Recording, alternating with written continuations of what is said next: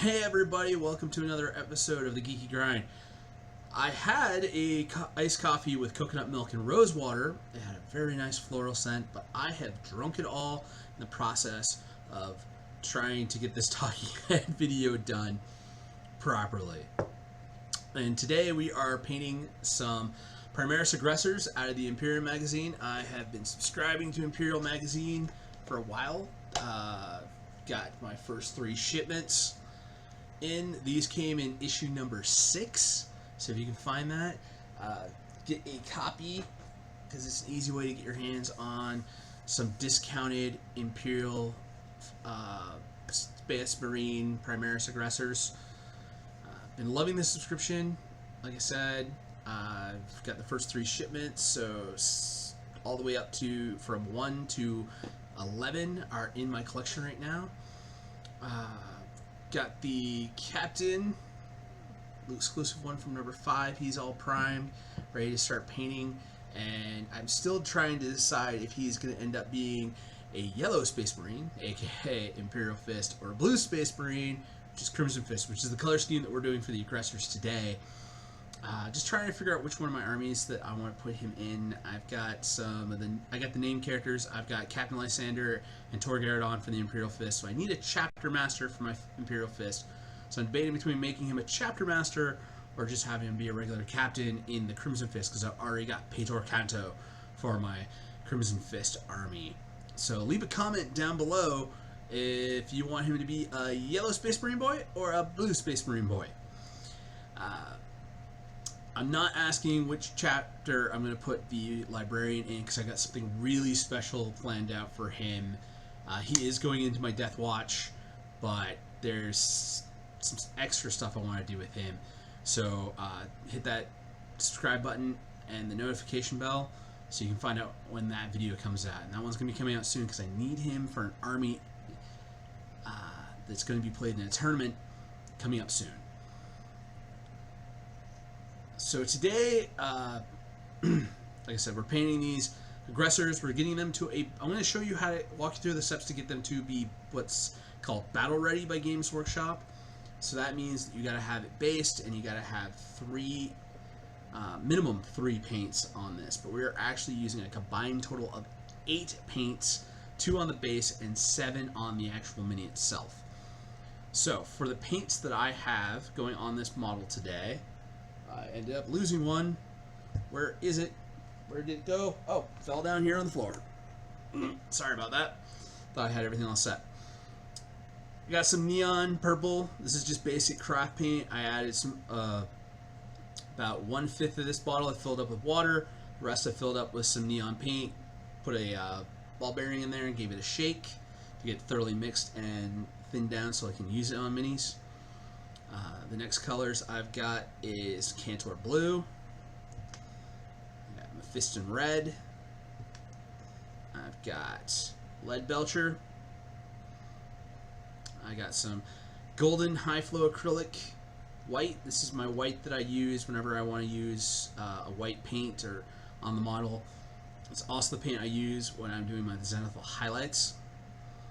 I've got some Baharroth Blue. This is a layer paint made by Game Citadel. This is what I use for glow effects. Whenever I want a blue glow, I use a layer paint over some white. Skipping ahead, man. Just go through the paints. Also, we're using some Averland Sunset. This is my go-to yellow. This is the yellow I've used for all my Imperial Fist. And I got some Abaddon Black. And you'll notice something.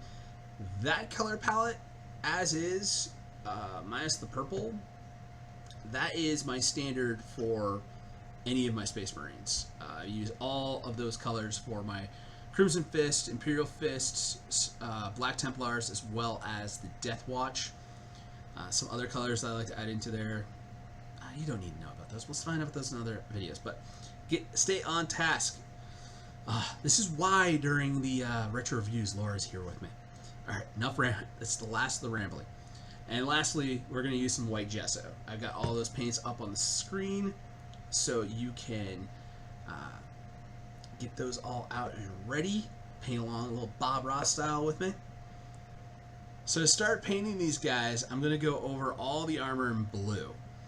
Now, this is part of the process of painting called working inside out.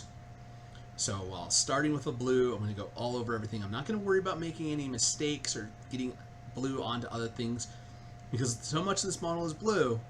When I go over with my next colors, I'm going to fix all those mistakes. My next color after the blue is the red. So we're going to go over here, we're going to get the Aquila on his chest, we're going to get the trim on his shoulder pads, we're going to get that left fist for the Crimson Fist, but we're also, because this guy is my sergeant, we're going to hit his right hand as well as his helmet. So now that I've got all the blues and the reds done, I've got to go in for my metallic. My metallic of choice this time around is the Leadbeltcher. That's the standard gunmetal that Game Citadel uses for, recommends for all of their guns and other metal bits. So we're just gonna get all over here, get all the gold, get all the silver done, and once we're all done with the weapons and armor, we're gonna work on the face a little bit. So we're gonna grab our white acrylic ink, and we're just going to go into the lenses on these helmets, and we're going to give them a nice white. Once they've got the white on, we're going to come in with our, how do I say this again? Baharroth Blue. Now, I used a lot of control on putting the whites on the eyes, but with the blue, I feel like I can be a little bit more sloppy, because of any slop, that's going to create a nice glow effect around the eyes. Really make it look like these eyes are, glowing blue. Also, I go in on the exhaust ports and I give them a hit, a little bit of white, a little bit of blue, just to give them that blue glowing energy coming out. Okay, so now the armor's done, the weapons are done, the glow effects are done. It's time to do something that's going to make this model really pop. This is where I'm going to throw in some really cool, interesting bits to it, and that's with the pipes going from the backpack to the gauntlets. So the main solid wire, I see this as being my power wire, red wire. When you're snipping the bomb, you cut the red wire. So I'm going to paint that wire red. Then there's this nice segmented wire that I've already gone over with my silver, that Leadbeltcher. So what I'm going to do is I'm going to paint every other one yellow. So that way I just hit those outer edges of that cord, leaving the segments in between with my Leadbeltcher, so you can see the little metal flopping around inside the pipe. And then I'll come back in once I've done every other segment with yellow. Every segment I skipped, I'll come back in and I'll hit it with my black. This gives a nice hazard, caution, do not cut these pipes, because they're full of basically, I think it's promethium, which is basically space napalm. So yeah, space napalm, don't cut the wire. But it's also kind of funny because it's telling the opponents, it's like, hey, yeah, you can cut the red wire, kill the power. You can cut the yellow and black wire and the red wire, and hopefully there's a spark. Everything goes boom. I am so happy that these guys do not have the explodes rule, but they really should. I mean, they've got a live wire, and they've got, pumping fuel going through them. They should blow up when you kill them. Anyways. So at this point, your model is battle ready, but you want to go over, touch up any areas where you might have a little over paint. Something, some red got on some blue, some silver got on somewhere it shouldn't be. You just go in, fix these up. The paints are still on your palette. Just dip in there, touch everything up, give it one last final look around, and then once you think everything's done and it's up to your battle standard, it's time to take our dry brush, dip it in a little gesso, scrub it on the top of your palette or some other piece of plastic. I mean, you got Games Workshop kits laying around. You're gonna have some scrap plastic. I mean, I've got this Tau Empire Ethereal that's going to become Laura's HQ for the Meows. She's finally gonna have a kitty riding the Roomba. So these character model packs, these plastic ones, they're easy. Just don't throw them away. Keep them around so you've got something to be able to scrub your dry brushing onto to dry that brush off. Go in, hit it, And as you can see here, we're just going in with our dry brush. We're hitting all the rocks, hitting all the high points on the base, getting them nice and whited up so it looks like that nice snow effect that I love to have on these bases. It's become my go-to thing. Actually, I've gone back over some of my other armies, and instead of rebasing the entire thing, basically letting it soak, that PBA glue, mud texture mix that I like to make, scraping it off and then putting the rocks and the sand and the rocks down on it, I've actually started just going back over that with my neon purple paint, letting that dry and then dry brushing it, and it looks just as good as the sands and the rocks. So I think I'm probably going to actually just from here on out use the mud mixture, poke some rocks into it, and then do my zenithal priming, and it's going to be in a future video of me doing mud bases 2.0 base video, but that's coming up.